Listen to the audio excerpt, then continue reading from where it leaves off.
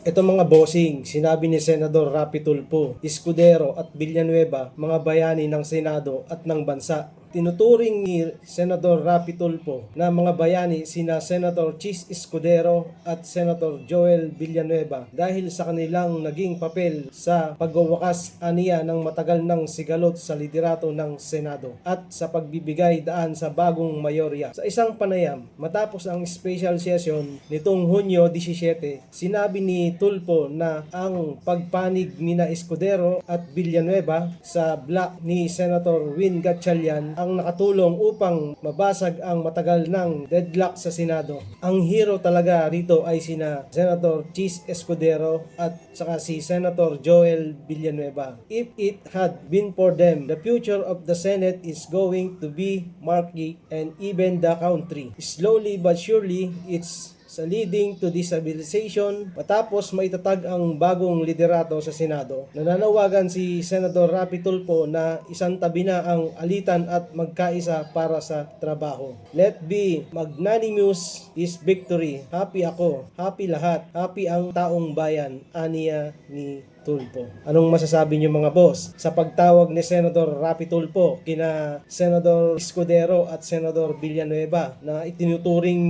na bayani?